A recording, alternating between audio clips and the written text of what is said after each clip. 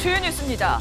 야5당은 법원의 윤석열 대통령 구속 취소 결정에 즉시 항고하지 않은 심우정 검찰총장을 오늘 공수처에 고발할 계획입니다. 야권은 심 총장이 자진 사퇴하지 않을 경우 탄핵소추도 추진할 방침입니다. 야권의 심우정 검찰총장 탄핵 경고에 대해 국민의힘은 이재명표 국정 파괴 질병이 도졌다며 공수처장에 대한 수사를 촉구했습니다. 헌재를 향해서는 한덕수 총리 탄핵 심판을 조속히 선고해달라고 주문했습니다. 윤석열 대통령 석방이 탄핵 심판 결론에는 영향을 미치지 않을 것이란 전망이 법조계에서 나오고 있습니다.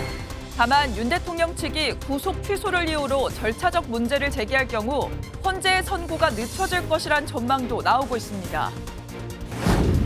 윤석열 대통령 석방 이틀째인 어제 서울 도심 곳곳에서 대규모 탄핵 찬반 집회가 열렸습니다. 찬반 양측 모두 윤 대통령 탄핵 심판 선고 때까지 매일 집회에 나설 계획입니다. 시청자 여러분 안녕하십니까? 윤석열 대통령이 석방되면서 거센 후폭풍이 몰아치고 있습니다. 정치권을 집어삼킨 이 후폭풍은 이제 검찰을 향하고 있는데요. 민주당이 중심이 된 야당들은 심우정 검찰총장에게 책임을 묻고 있습니다. 오늘 공수처에 심우정 검찰총장을 고발하기로 했는데 이 검찰 역시 내란의 주요 공범이라며 심우정 총장이 자진 사퇴하지 않으면 탄핵을 추진하겠다고 밝혔습니다. 오늘 첫 소식은 박은채 기자입니다. 더불어민주당과 조국혁신당 등 5개 야당이 심우정 검찰총장을 고위공직자 범죄수사처에 고발합니다. 야5당은 오늘 오전 10시 20분 국회에서 기자회견을 연 뒤 심 총장에 대한 직권남용 혐의 고발장을 공수처에 접수할 계획입니다. 결국 검찰이 이번 내란 사태의 주요 공범 중에 하나라는 사실을 은연중에 보여준 것이다 하는 생각이 듭니다. 민주당은 지난 1월 재판부가 구속기간의 연장을 불허했을 때 심 총장이 검사장 회의를 통해 시간을 허비했다고 주장하고 있습니다. 또 구속 취소 결정에 항고를 하지 않으면서 검찰의 권리를 스스로 포기했다고 지적했습니다. 이와 함께 심 총장에게 즉각 사퇴를 요구하면서 사퇴하지 않으면 탄핵 소추를 추진하겠다고 했습니다. 내란죄의 주요 임무 종사자가 아니냐라는 정황이 하나가 있고 내란 사태와 관련된 수사를 진행함에 있어서 직무유기, 직권남용 혐의가 확인된 것이 아니냐. 사퇴 시한에 대해서 구체적으로 특정하지는 않았습니다. 야5당은 헌법재판소를 향해서는 윤 대통령에 대한 조속한 탄핵 심판 선고를 촉구했습니다. 조속한 윤석열 파면이 이 사태를 가장 빠르고 확실하게 수습하는 방법입니다. 탄핵 심판 변론이 종결된 지 오늘로 13일째입니다. 야5당은 헌재가 탄핵 심판을 선고할 때까지 매일 저녁 서울 경복궁역 인근에서 열리는 장외 집회에 참석하기로 했습니다. MBN 뉴스 박은채입니다. 앞서 보신 것처럼 야당이 심우정 검찰총장 탄핵 카드를 꺼내들자 국민의힘은 탄핵 중독과 분풀이 보복이라며 야당을 비판했습니다. 이재명표 국정 파괴병이 또 도지는 모양이라며 검찰과 헌법재판소가 겁박에 휘둘리지 말고 법과 원칙을 준수해달라 촉구했는데요. 특히 헌법재판소를 향해선 이 대통령 탄핵 심판 선고보다 한덕수 총리에 대한 선고가 먼저 이루어져야 한다고 강조했습니다. 박혜빈 기자입니다. 권성동 국민의힘 원내대표는 야권의 검찰총장에 대한 탄핵 경고는 분풀이 보복이라고 주장했습니다. 법과 원칙을 무시하고 자기 마음에 안 들면 무조건 탄핵부터 시켜야 한다는 심산입니다. 이재명표 국정 파괴라는 질병이 또다시 도질 모양입니다. 검찰과 헌법재판소에는 민주당의 겁박에 휘둘리지 말고 법과 원칙을 준수할 것을 당부했습니다. 특히 법원이 수사 과정에서 잘못된 결정을 바로잡은 것처럼 헌재도 탄핵 심판의 절차적 정당성을 확보해야 한다고 주장했습니다. 헌법재판소가 이번 법원 결정을 좀 참고를 해서 적법 절차에 미흡한 부분이 있다고 판단이 되면은 변론 재개도 필요하지 않나 저는 그렇게 생각을 하고 있습니다. 그러면서 한덕수 국무총리 탄핵 심판 선고를 먼저 내려달라고 촉구했습니다. 한덕수 대행의 신속한 직무복귀가 국정안정의 제1요건입니다. 권 원내대표는 윤 대통령과 한 총리의 탄핵 선고가 동시에 이뤄진다면 국정 파탄을 불러일으킬 것이라고 설명했습니다. 대통령 탄핵 선고 결과에 상관없이 비슷한 시점에 대통령 권한대행이 바뀌는 일이 생기면 행정부마저 대혼란에 빠진다고 덧붙였습니다. 헌재가 한 총리 탄핵을 기각해 권한대행으로 복귀할 거란 전망에 무게를 둔 발언으로 풀이됩니다. 국민의힘은 탄핵 심판 선고 전 막판 여론전에도 총력을 기울이는 동시에 조만간 공수처를 해체하는 법안도 발의할 것으로 전망됩니다. MBN 뉴스 박혜빈입니다. 윤석열 대통령이 석방된 지 이틀째인 어제 서울 도심 곳곳에선 탄핵 심판 찬반 집회가 이어졌습니다. 찬성과 반대 양측 모두 헌법재판소의 탄핵 심판 최종 선고가 내려질 때까지 매일 집회를 이어가겠다고 예고했는데요. 헌재의 최종 결론을 앞두고 양측의 긴장감은 계속될 걸로 보입니다. 이 내용은 이한나 기자가 보도합니다. 서울 광화문에서 열린 탄핵 찬성 집회에는 이재명 대표 등 더불어민주당 의원들도 참석했습니다. 시민들과 함께 내란 숙의 윤석열 즉각 파면이라는 문구가 적힌 피켓을 들고 헌재를 향해 조속한 파면 결정을 요구했습니다.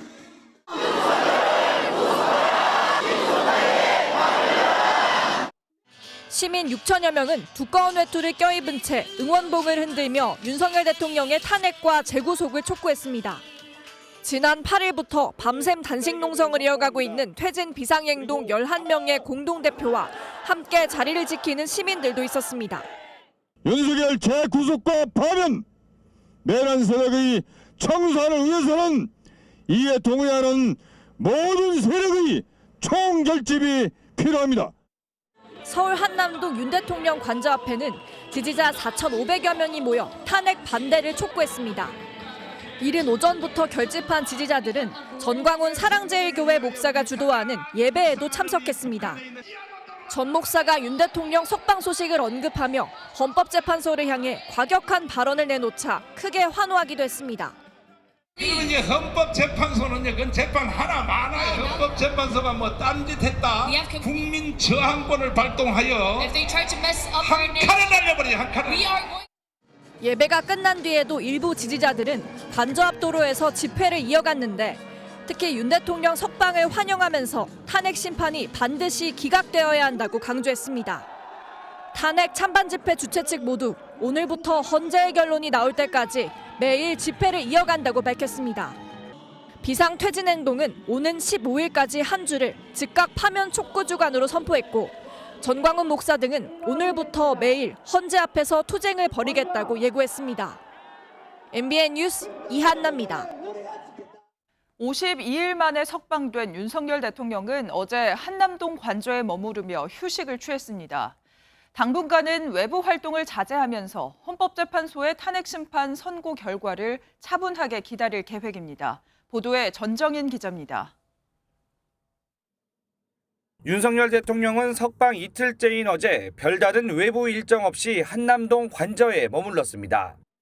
대통령실 관계자는 대통령도 수감 생활로 큰 고생을 했으니 당분간은 몸을 추스르고 외부 활동을 자제할 것 같다고 말했습니다.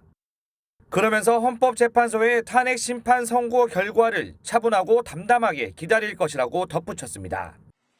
헌재 선고 전까지는 최대한 절제된 모습을 이어간다는 게 대통령실 설명입니다. 특히 일각에서 제기하는 윤 대통령의 탄핵 반대 집회 참석 가능성은 없다고 일축했습니다. 다만 대통령실 참모진이나 여권 정치인들의 관저 방문은 잇따를 전망입니다. 그러나 언제든지 소통할 수는 있습니다. 일단 참모분들부터 만나실 겁니다. 순차적으로. 그래서 또 건강 검진도 하셔야 되고요. 이를 두고 윤 대통령이 정치권 인사를 통한 관저 정치를 재개하는 것 아니냐는 관측이 나옵니다. 대통령실은 휴일인 어제 정진석 비서실장 주재로 정례 수석 비서관 회의를 열어 국정 현안 등을 점검했습니다. 윤 대통령은 관저로 복귀한 뒤 정 실장에게 대통령실이 흔들림 없이 국정의 중심을 잘 잡아달라고 당부했습니다. MBN 뉴스 전정인입니다.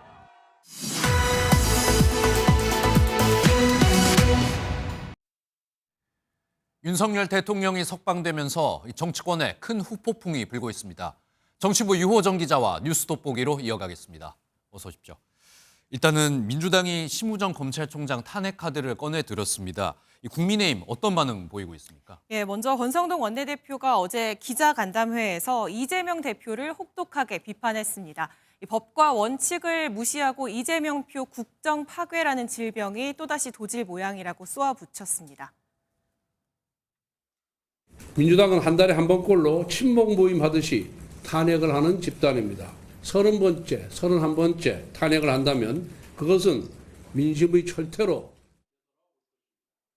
여기에 더해 윤상현 의원도 이 심우정 검찰총장이 올바른 판단을 했다며 이 탄핵 소추 사유 자체가 안 된다고 검찰 편을 들었습니다. 네, 국민의힘 이렇게 반발을 했지만 민주당 반응을 보면은 단순히 압박용 같지는 않습니다. 실제로 조금 탄핵 움직임 어떻게 보이고 있습니까? 어제 야 5당 비상시국 회의에서 나온 이재명 대표 발언에서도 바로 그 대목을 읽을 수 있습니다. 이재명 대표는 검찰이 불구속 기소하기 위해 참 애썼다며 그 흔한 초보적 산수도 제대로 하지 못했다고 비꼬아 비판했습니다. 그러면서 검찰이 내란 공범이라고도 했습니다. 항고를 안 한 게 아니라 포기했다는 사실이 이해가 되지 않습니다. 일정한 의도에 따른 기획이 아닌가 하는. 네, 이재명 대표가 저렇게까지 이야기를 하긴 했는데 그런데 민주당이 이번에도 탄핵을 추진하게 되면은 역풍이 불 가능성도 있지 않습니까? 바로 어제 민주당 의원총회에서도 그 지점에 대한 우려가 나왔습니다. 이 취재를 해보니 의원총회에 참석한 한 수도권 중진 의원은 MBN에 지금은 대통령 탄핵 판결이 먼저다. 지금 검찰총장 탄핵이 도움이 되겠느냐 신중해야 한다는 의견이 다수 나왔다고 전했습니다. 네, 시기상 도움이 안 된다 이런 이야기 같은데 그래도 민주당이 강행할 가능성 높은 상황입니까? 어떻습니까? 일단 민주당은 한덕수 국무총리 그리고 대통령의 탄핵 심판 선고 일정을 포함해서 전반적인 상황을 보고 최종 판단할 것으로 보입니다. 이 심 총장의 탄핵 발의 시점을 구체적으로 특정하진 않았지만 의지는 상당해 보입니다. 최근에 이 검찰의 모습을 보면 무슨 동네 양아치만도 못한 그런 행태들을 하고 있는 것 같아요. 이런 집단을 우리가 어떻게 신뢰할 수 있겠습니까? 다만 대통령의 빠른 선고에 민주당이 메시지 집중하고 있고요. 또 구속 취소로 이 보수층 사이에서 탄핵 기각에 대한 기대가 커졌다는 것은 민주당으로서는 부담으로 작용할 수 있겠습니다.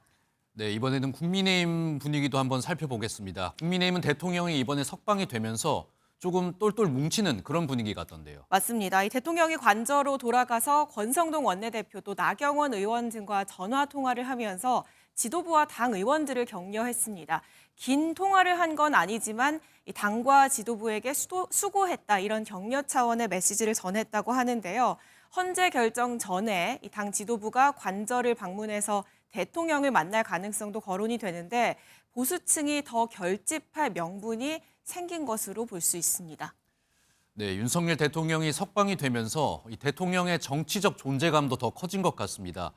이게 이제 이른바 관저 정치로 불리는 이 향후 움직임으로 좀 이어질 가능성도 있습니다. 구속 상황에서도 이른바 옥중 정치를 통해서 메시지를 꾸준히 내온 만큼 관저 정치를 이어가는 건 아니겠느냐 하는 관측도 나왔는데요. 일단 이 조속한 직무 복귀를 언급했던 대통령실의 기류는 절제와 안정에 방점이 찍혀 있습니다. 집회 참석도 없을 거라고 못을 박았고요. 관저로 돌아온 만큼 바로 직무에 복귀할 수 있는 안정감을 보여주는 것이 오히려 헌재의 압박이 될 거라고 보는 분위기입니다. 정진석 실장에게 국정 중심을 잘 잡아달라 이런 메시지를 전한 것도 같은 맥락으로 해석됩니다. 네, 헌법재판소 결정이 이제 어느 때보다 중요해진 것 같습니다. 헌재를 향한 여야 압박 거세지고 있는 상황이죠. 늦어도 2주 안에는 선고가 나올 가능성이 커지면서 여야 모두 정치권의 압박 시작이 됐습니다. 국민의힘은 한덕수 총리부터 선고해야 한다. 이 전략으로 이번 주 내내 헌재를 압박할 것으로 보이고요. 헌재를 방문하는 형식의 압박보다는 여론전에 치중할 것으로 예측이 되는데 한 중진 의원은 MBN에 추가 탄원서 정도의 서면 항의가 될 가능성이 크다고 기띔했습니다.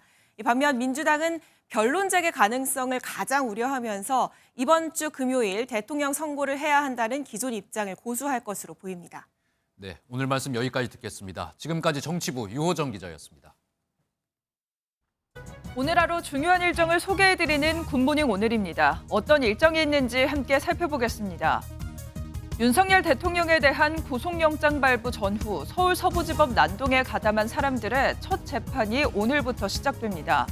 현재까지 기소된 사람은 모두 78명으로 이들은 법원에 난입해 기물파손, 판사실수색, 방화 시도를 한 혐의 등을 받고 있습니다. 대전의 한 초등학교에서 8살 김하늘 양을 살해한 40대 교사의 신상정보 공개 여부를 결정하는 심의위원회가 이르면 오늘 열립니다. 공개 결정이 내려진 뒤 이의 제기 등 별다른 문제가 없을 경우 오는 16일 이름과 나이 등이 포함된 신상정보가 공개됩니다. 한미 군 당국이 오늘부터 열흘간 한반도 방어를 위한 정례 연합훈련 자유의 방패 연습을 실시합니다. 지난 6일 발생한 전투기 오폭 사고로 실사격 훈련은 진행되지 않는 가운데 군은 오늘 중간조사 결과를 발표할 예정입니다. 추경과 국민연금 등 현안을 논의하기 위해 오늘로 예정됐던 3차 여야 국정협의회가 열리지 않을 가능성이 제기되고 있습니다. 여야는 앞서 협의회 개최에 합의했지만 윤석열 대통령이 석방되면서 더불어민주당이 참석 여부를 고심하고 있습니다. 지금까지 굿모닝 오늘이었습니다. 다음 소식입니다. 윤석열 대통령 탄핵 심판 선고일은 이번 주 금요일 14일로 예상이 됐었는데요. 이 선고 시기가 늦춰질 거란 전망이 나오기 시작했습니다. 대통령 측은 구속 취소를 이유로 이 절차적인 문제가 있었다는 주장을 할 것으로 보이는데요. 헌법재판소도 의견을 모으는데 시간이 더 필요할 거란 예상이 나옵니다. 최윤영 기자입니다. 지난달 25일 윤석열 대통령 탄핵 심판 변론 종결. 이것으로 변론을 종결하겠습니다. 선고 기일은 재판부 평의를 거쳐 추후 고지해 드리겠습니다. 이후 헌법재판소는 거의 매일 평의를 열고 사건을 검토하고 있는 가운데 그간 법조계에서는 오는 14일 선고 가능성을 높게 점쳐왔습니다. 과거 2건의 대통령 탄핵 심판에서 변론 종결 약 2주 뒤인 금요일에 결정이 선고됐기 때문입니다. 하지만 윤 대통령 구속 취소 이후 이 시일이 늦춰질 것이란 전망들도 나오고 있습니다. 윤 대통령 측은 앞선 변론 과정에서 여러 차례 절차적 문제를 제기한 가운데 지난 7일엔 절차적 문제를 지적한 헌법학자들 의견서를 헌재에 제출했습니다.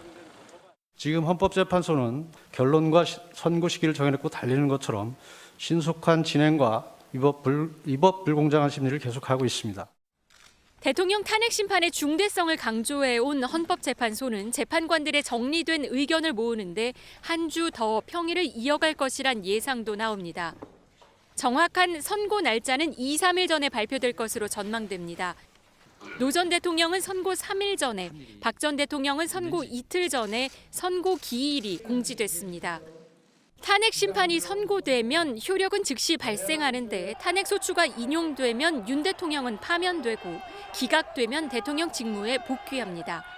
MBN 뉴스 최윤영입니다. 지난 2021년 출범한 고위공직자범죄수사처.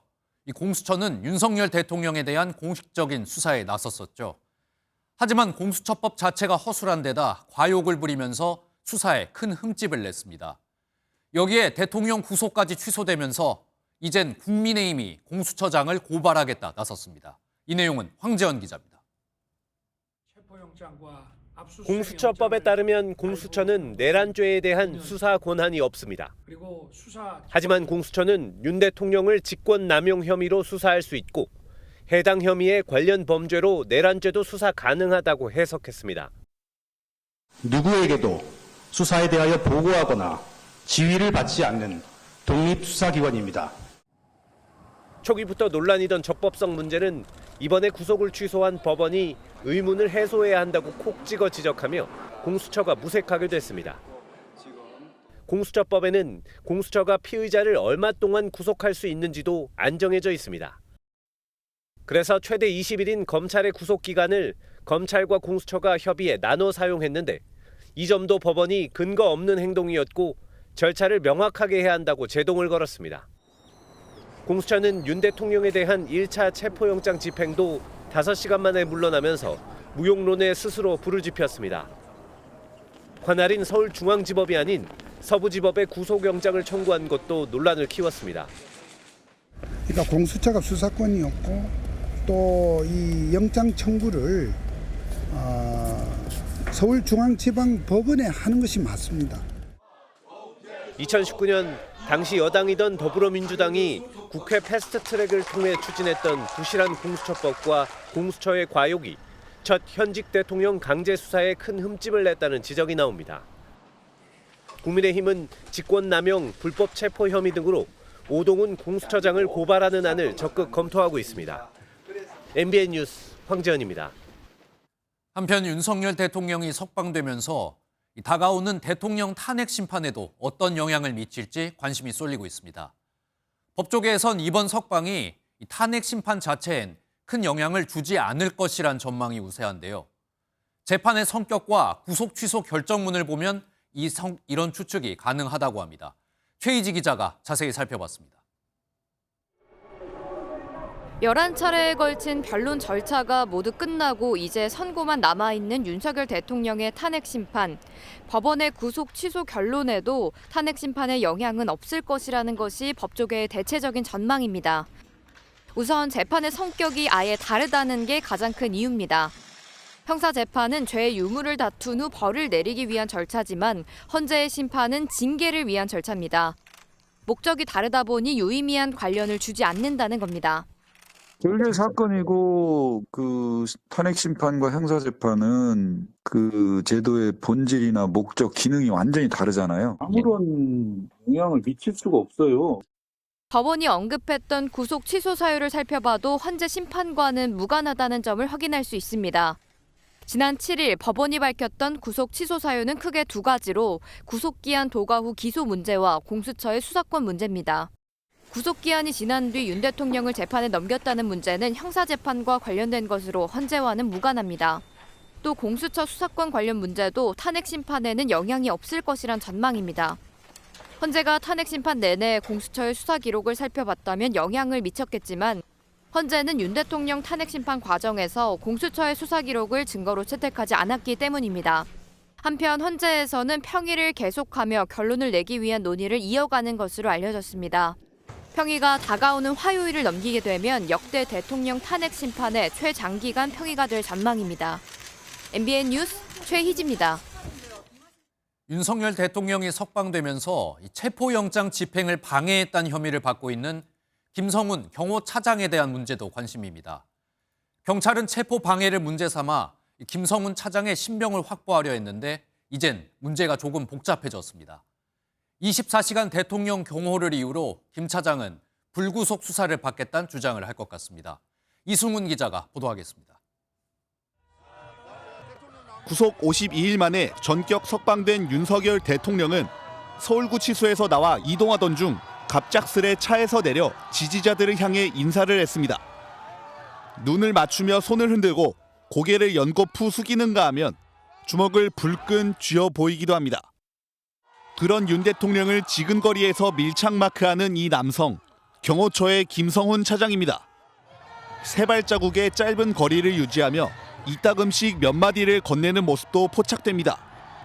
이처럼 김 차장을 비롯한 경호처는 앞으로도 24시간 대통령 경호를 이어나갈 것으로 보입니다.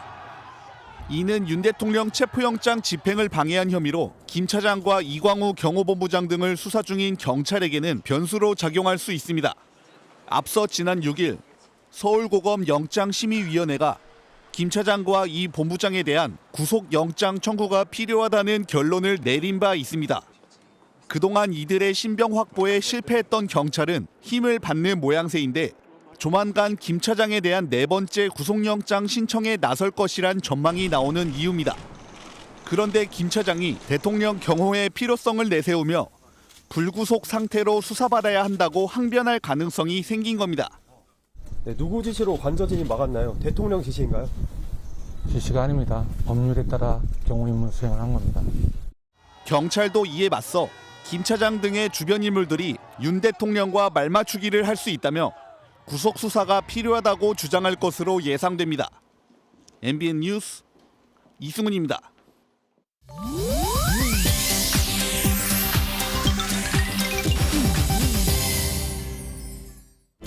인터넷에선 어떤 소식들이 화제일까요? 인터넷 와글와글입니다. 경기도가 지난 8일 세계 여성의 날을 맞아 SNS에 정책 홍보 포스터를 올렸다가 성인지 감수성이 떨어진다는 비판을 받았습니다. 경기도는 지난 8일 공식 SNS에 여러 장의 여성 정책 홍보 포스터를 올렸는데요. 남성들이 활짝 웃고 있는 모습 옆으로 각각 아빠, 남편, 남친이 웃는 여성 정책이란 문구를 강조해 넣었습니다. 일부 누리꾼들은 여성 빠진 여성의 날 기념 게시물에 문제를 제기했는데요.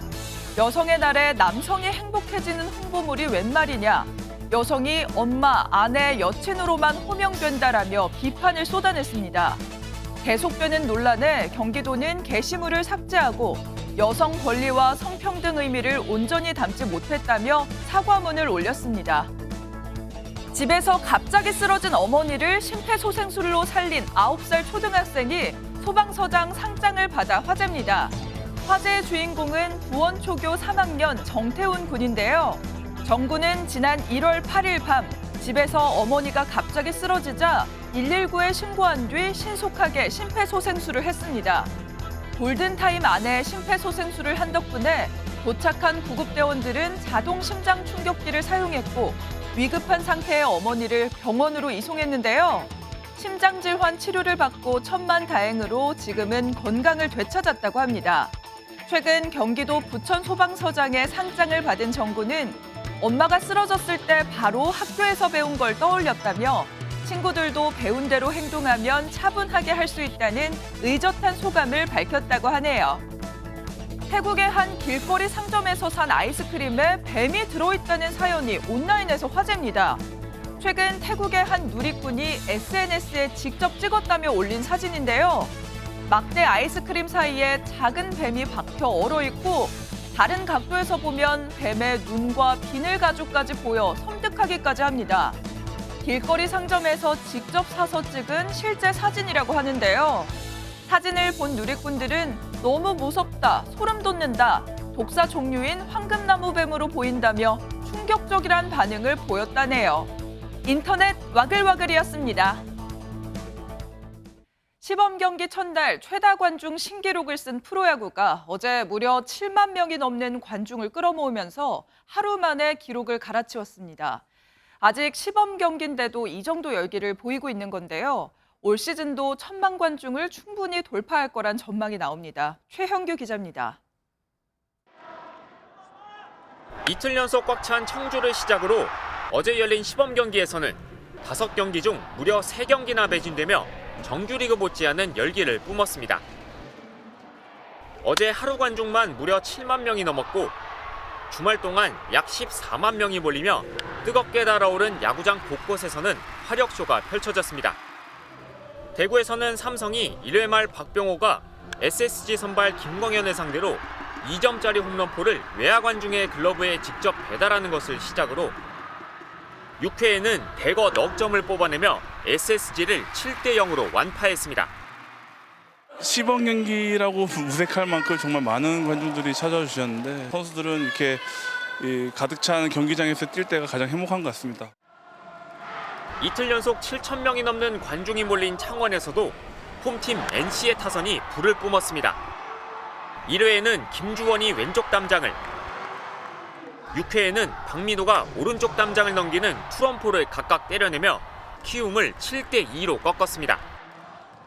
KT와 두산은 각각 LG와 하나를 누르고 시범 경기 2연승을 달렸고 기아와 롯데는 팽팽한 투수전 끝에 0대0 무승부를 거뒀습니다. MBN 뉴스 최영규입니다.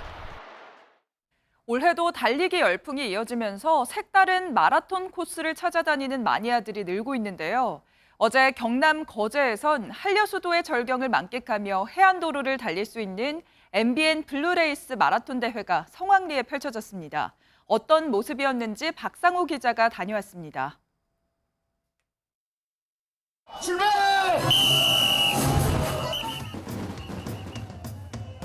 출발 신호가 떨어지자마자 참가자들이 힘차게 발걸음을 내딛습니다. 아마추어 동호 회원부터 엄마 아빠 손을 잡고 나온 아이들까지 각자의 체력에 맞춰 하프와 10km, 5km 코스를 달립니다. 파이팅! 올해는 지난해보다 1,000명 정도 많은 3,000여 명이 대회에 출전했습니다. 저는 지금 10km 코스를 달리고 있는데요. 출발지인 운동장만 벗어나면 보시는 것처럼 탁 트인 바다가 한눈에 들어옵니다. 코스 대부분이 한려수도의 풍광을 감상할 수 있는 해안도로입니다. 참가자들은 산뜻한 봄 기운과 시원한 바닷바람을 맞으며 대회를 즐깁니다. 날씨도 너무 좋고 바다를 보면서 달리니까 너무 상쾌하고 좋은 것 같습니다. 가쁜 숨을 몰아쉬며 마침내 다다른 결승점. 기록보다는 완주했다는 성취감이 더 크게 다가옵니다. 연습할 때보다 이렇게 같이 다 뛰어보니까 더 빨리 뛰어지는 것 같고 저는 다 완주해서 기분이 굉장히 좋습니다.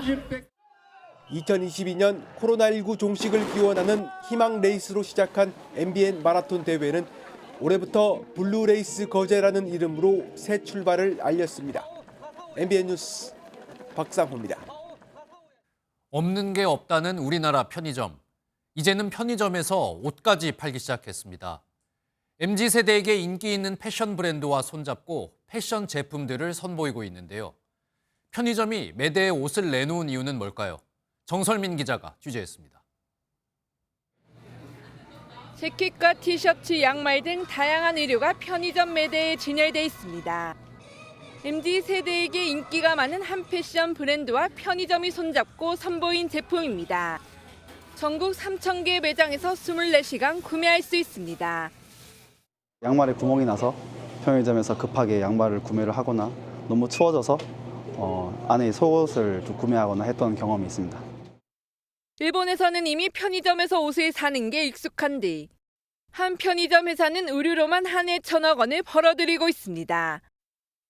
매장 한편에 이렇게 패션 뷰티 코너를 따로 마련한 편의점도 있습니다. 일명 스트리트 패션 브랜드와 함께 내놓은 제품으로 MZ세대와 외국인 손님 공략에 나섰습니다. 편의점에 잠깐 살 게 있어가지고 들렀는데 옆에 여기 옷 같은 것들도 보여가지고 구경했는데 디자인도 좀 괜찮은 것 같고 좋은 것 같습니다. 특히 3만 원이 넘어가는 의류는 편의점 제품 중 가격대가 있는 만큼 객단가도 높일 수 있습니다. 국내 편의점 시장의 경쟁이 치열한 가운데 주요 고객층인 2030 세대를 겨냥한 새로운 시도는 계속 이어지고 있습니다. MBN 뉴스 정설민입니다. 사람과 닮은 로봇을 휴머노이드라고 부르는데요. 휴머노이드가 자동차를 만드는 시대가 성큼 다가왔습니다. 자동차를 만들 때 필요한 부품을 찾아주고 복잡한 부품 조립도 도와주고 있습니다. 보도에 박통일 기자입니다. 휴머노이드 로봇에게 수많은 자동차 부품 중 필요한 것을 찾아와 달라고 부탁해봤습니다. 그 부품이 놓인 선반으로 가서 모양까지 확인한 뒤 보관함으로 가져다 줍니다. 눈 역할을 하는 카메라가 장착된 얼굴이 360도 돌아가면 더 빨리 작업을 수행합니다. 작업을 하던 중 실수를 하면 뒤로 물러나 잠시 생각한 뒤 다시 도전합니다. 현대차 그룹의 로봇 계열사 보스턴 다이내믹스는 연내 공장 투입을 앞두고 열심히 학습 중인 올류 아틀라스의 모습을 공개했습니다. Sequencing is a logistics task in the automotive manufacturing world that was created in order to allow manufacturers to produce many different customizations and variations of vehicles. 글로벌 자동차 업체들이 앞다퉈 휴머노이드 로봇을 생산 라인에 투입하기 위해 각축전을 벌이고 있습니다. 로봇이 부품을 옮기는 것 같은 단순 반복 작업을 대신해주면 자동차 생산 비용이 획기적으로 줄어들 수 있기 때문입니다. 테슬라는 이미 옵티머스 2대를 공장에 투입해 배터리를 분류하는 작업을 맡겼고 BMW도 피규어 02의 자동차 부품 조립 테스트를 끝내고 실제 투입을 검토하고 있습니다. The cost of products and services will decline dramatically, and basically anyone will be able to have any products and services they want. 휴머노이드 로봇 시장은 10년 뒤 55조 원 규모로 커질 것으로 예상되는 가운데 자동차 기업들까지 가세하면서 시장 선점을 위한 경쟁이 더 치열해지고 있습니다. MBN 뉴스 박통일입니다.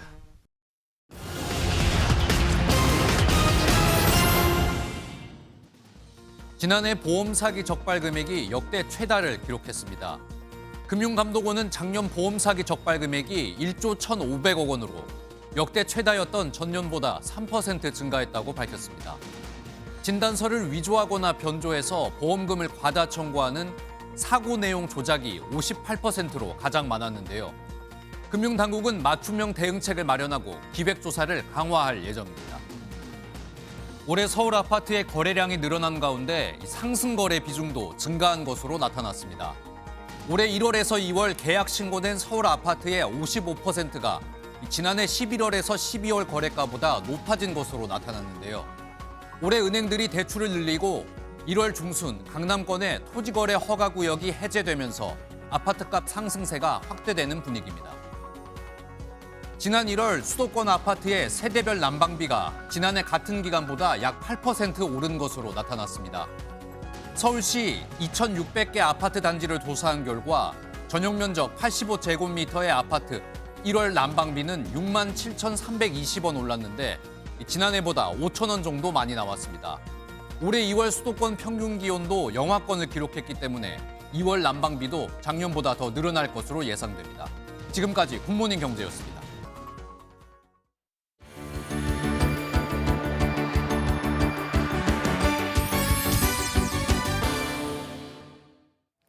굿모닝 월드입니다. 저마다 화려한 술을 머리에 장식한 말들이 초원 위를 거닐고 있는데요. 전통 음악에 맞춰서 사람들이 말 부활절을 즐기는 겁니다. 불가리아로 가보겠습니다. 불가리아의 전통 축제 말 부활절을 기념하는 행사가 한창입니다. 부활절을 상징하는 동물로 토끼가 잘 알려져 있지만 말과 함께 유목 생활을 하는 불가리아 크룸닉 지방에서는 특별히 말 부활절을 기념한다고 하는데요.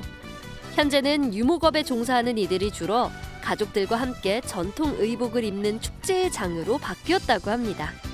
오랜 시간이 지나도 이러한 전통을 유지하는 건 후손들에게 동물과 공존하는 법을 알려주기 위함이라고 하니 불가리아 사람들의 따뜻함이 느껴지네요.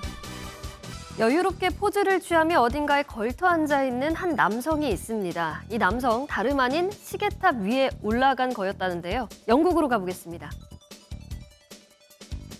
맨발의 한 남성이 영국의 시계탑 빅벤에 아슬아슬하게 걸터 앉아 있습니다. 현지 시각 8일 오전에 빅벤에 올라간 이 남성은 16시간 넘게 시위를 벌이다 밤 10시쯤 소방당국의 고가 사다리차를 타고 내려왔다고 하는데요. 이 남성은 팔레스타인 깃발을 펼치며 팔레스타인을 지지한다는 시위를 벌였다고 합니다. 직접 자신의 SNS에 등반 모습을 공유하며 경찰 탄압과 국가폭력에 항의하기 위해 행동한다고도 주장했습니다. 남성은 다행히 발을 다친 것 외에는 큰 부상 없이 내려왔다고 하네요. 여기 아쿠아리움에서 구출 작전이 펼쳐졌다는데요. 사람은 아니었고요. 인형 구출 작전이었다고 하네요. 어떤 사연인 걸까요? 영상 함께 보시죠.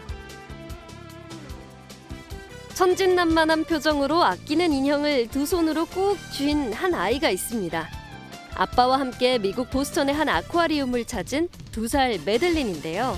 매들린은 얼마 전 아쿠아리움 수조에 인형을 빠뜨리고 말았습니다. 수조 속 바다거북 등 위에 떨어진 인형을 발견한 매들린의 아빠는 어찌할 바를 몰랐다는데요. 인형을 영영 찾을 수 없나 싶었지만 아쿠아리움 직원들이 직접 인형을 구조해 아이의 품으로 돌려줬다고 합니다. 아이의 동심을 지켜준 아쿠아리움 직원들의 노고에 박수를 보냅니다. 지금까지 굿모닝 월드였습니다. 한라봉 하면 보통 제주가 먼저 떠오르죠. 그런데 이젠 기후변화로 한라봉이 육지에서도 재배되면서 고소득 작목으로 부상하고 있다고 합니다. 제주보다 물류비도 덜 들고 또 일조량도 풍부해서 당도도 높다고 하는데요. 해외 수출까지 앞두고 있습니다. 강세훈 기자가 취재했습니다. 가지마다 황금빛 열매가 주렁주렁 열렸습니다. 제주 특산물로 알려진 아열대 과일인 한라봉입니다. 이제는 전북 내륙에서도 잘 자라고 있습니다. 제주산보다 2배가량 높은 킬로그램당 7,000원에 거래될 만큼 시장 경쟁력도 충분하다는 평가를 받고 있습니다. 전라북도 김제는 이렇게 아무래도 평야지대다 보니까 이제 일조량이 좋은데요. 저희가 비교해 보니 한 제주도보다도 한 20% 이상 높게 나왔습니다. 여기에 물류비 절감 효과와 당도도 웬만한 한라봉보다 높습니다. 제주산 한라봉은 당도가 평균 13플릭스인 반면에 이곳 한라봉의 당도는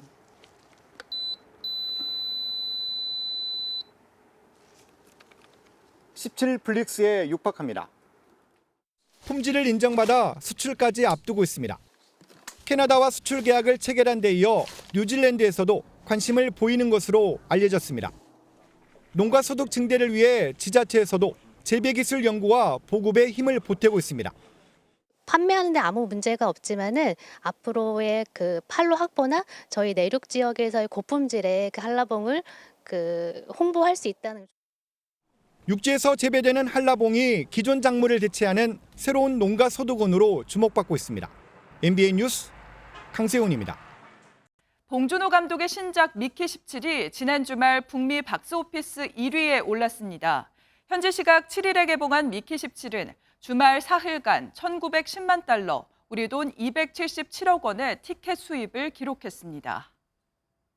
한 주의 시작인 오늘도 큰 일교차에 주의하셔야겠습니다.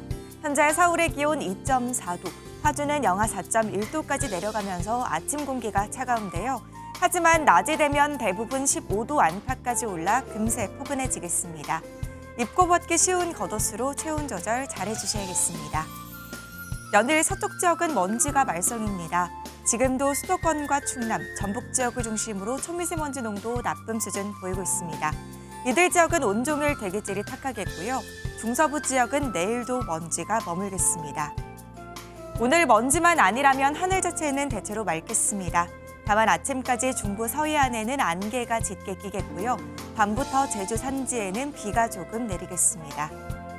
지역별 현재 기온 보겠습니다. 춘천 영하 3도, 대구는 0.1도 나타내고 있습니다.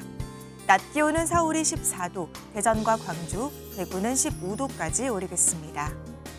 내일은 남해안과 제주에, 모레는 수도권과 강원 영서에 비가 조금 내리겠습니다. 날씨였습니다. 월요일 아침 굿모닝 MBN 마치겠습니다. 저희는 내일 아침 7시에 다시 찾아뵙겠습니다. 오늘도 좋은 하루 보내세요. 고맙습니다.